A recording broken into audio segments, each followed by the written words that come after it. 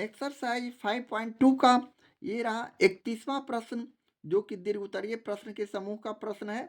यहाँ हम लोग 31वें प्रश्न को लेते हैं। एक आदमी की नियुक्ति 740 से 1500 रुपया के वेतनमान पर हुई। बताइए कितने वर्षों में वह अपने अधिकतम वेतन पर पहुंचेगा। तो यहाँ हम लोगों को प्रश्न से मालूम है जो जो हम इसे लिखते हैं, यानी यहाँ ए का मान ए बराबर 700 दिया हुआ है, जबकि डी का मान भी यहाँ 40 दिया हुआ है और टी एन का मान भी हमें मालूम है जो कि 1500 है। अब हमें एन का मान नहीं मालूम है, यहाँ से हम लोग उसी तरह टी एन बराबर 1500 दिया हुआ है, यहाँ हम लोग उसी तरह लिखेंगे। चूंकि टी एन बराबर 1500 दिया हुआ है प्रश्न में, इसे हम लिख दिए। चूंकि टी एन बराबर 1500, इसे हम आगे हल करते हैं, यानी टी एन का मान यहाँ ए प्लस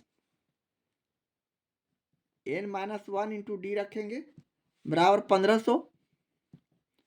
अब इसे ए का मान यहाँ रखते हैं 700 plus n minus 1 into d का मान यहाँ रखेंगे 40 बराबर 1500। अब उसी तरह हम आगे बढ़ते हैं, यानी 700 प्लस 40 में एन से गुना किए 40 एन और माइनस 40 में 1 से गुना किए माइनस 40 बराबर 1500। इस तरह लिखने के बाद अब हम लोग 40 को 700 में घटा देते हैं, इसलिए कि 700 प्लस में है और माइनस 40 माइनस में है। इस तरह हम यहाँ 660 कर देंगे घटाने के बाद। अब प्लस 40 एन इक्वल टू 1500। इस तरह हम लोग अगले स्टेप में पुनः इसे 40 एन लिखेंगे और 1500 बराबर 1500 है, प्लस 660 को हम राइट हैंड साइड ले जा रहे हैं तो माइनस 660 हो जाएंगे।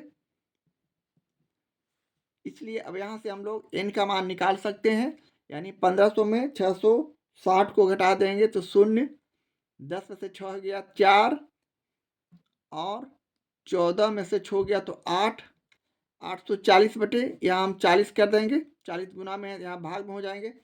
40 इसे हम काटते हैं तो हमारा ये 0 0 पहले काट देते हैं, इसे काटते हैं 4 दूनी 8 और 1 यानी 21 हमारा जो हो गया एन का मान हो गया। तो इसे हम लिख सकते हैं अधिकतम अंकों की संख्या।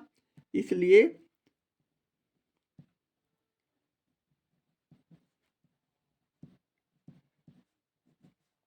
अधिकतम अंकों की संख्या बराबर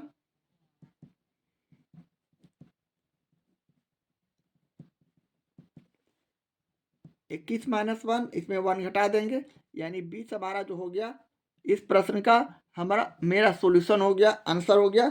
इस तरह हम प्रश्न 31 का सॉल्यूशन करते हैं। अधिकतम वेतन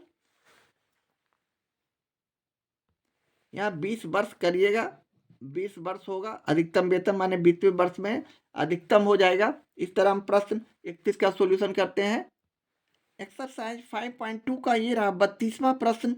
बैंक में जमा की गई एक राशि 4 वर्षों में 600 रुपया और 12 वर्षों में 800 रुपया हो जाती है। जमा की गई राशि तथा प्रत्येक वर्ष जोड़ा गया ब्याज याद करना है। तो यहाँ हमें प्रश्न से दिया हुआ है, चूंकि T4 चौथे वर्ष 4 वर्षों में 600 रुपया, T4 600 रुपया और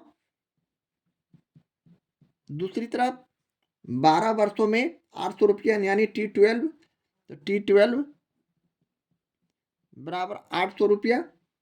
इस तरह का हमारे पास प्रश्न में दिया हुआ है, तो हम इसे उसी तरह सूत्र पर रखेंगे, यानी a प्लस 3d बराबर 600 और इसे भी हम उसी तरह लिख सकते हैं a प्लस 11d बराबर 800 और इसे समीकरण फर्स्ट मानते हैं और इसे समीकरण सेकंड मानते हैं। अब समीकरण फर्स्ट और सेकंड से लिखेंगे, इसलिए समीकरण फर्स्ट और सेकंड से समीकरण फर्स्ट और सेकंड को एक दूसरे में घटाते हैं, यानी a प्लस 3d लिखेंगे बराबर 600 और a प्लस 11d बराबर 800। अब इसे आपस में हम लोग घटाते हैं, यानी चिन्ह का परिवर्तन घटाने में प्लस का माइनस, प्लस का माइनस, प्लस का माइनस, यहाँ जो चिन्ह होता है उसका विपरीत चिन्ह यहाँ देते हैं। अब यहाँ ए और ए कट गया, इक्वल संख्या है, विपरीत चिन्ह। अब 11 माइनस 11 में से 3 गया तो हम 8 लिखेंगे, -8d, ये हमारा 8d हो गया। इसी तरह हम यहाँ 800 में 600 को घटाते हैं तो -200, इसलिए यहाँ से अब हम लोग d का मान निकाल सकते हैं, -200 बटे -8 हो जाएंगे। अब इसे काट देंगे तो 25 8 200, 25 से ये कट जाएंगे, यानी d का मान यहाँ 25 आ चुका है। अब d का मान समीकरण फर्स्ट में रखते हैं, लिखेंगे अब d बराबर 25 समीकरण फर्स्ट में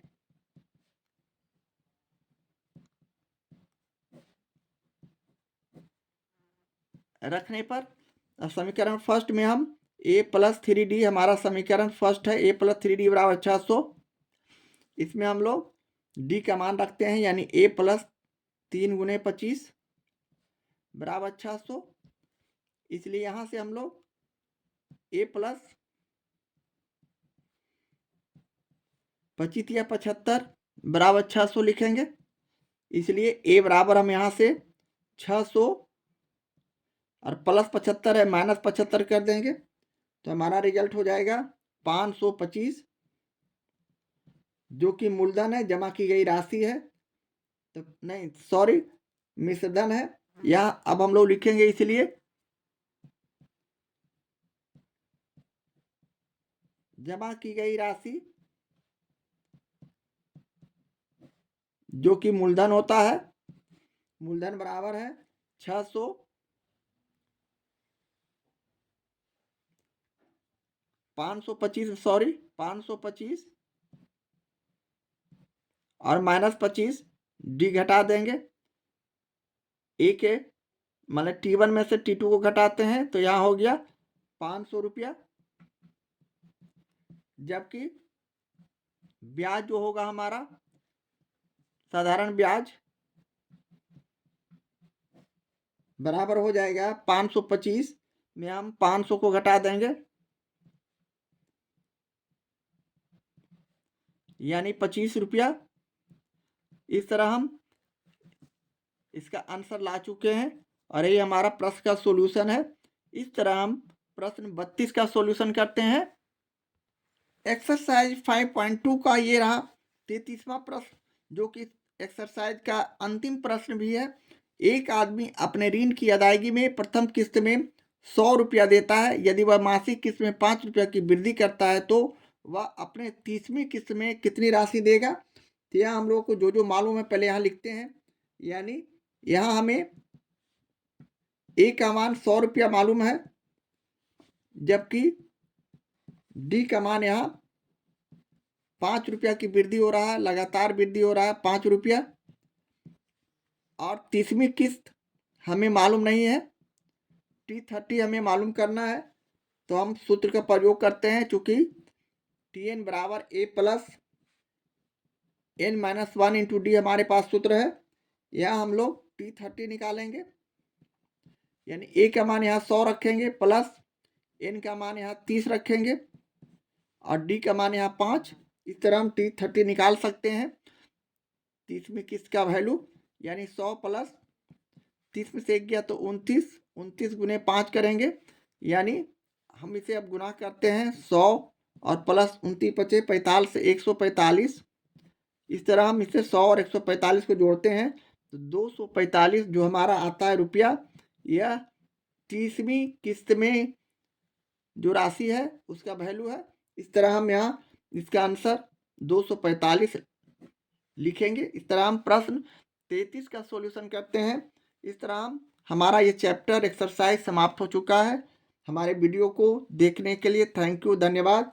अब हम मिलते हैं अगले एपिसोड में अगले प्रॉब्लम के साथ। तब तक के लिए बाय।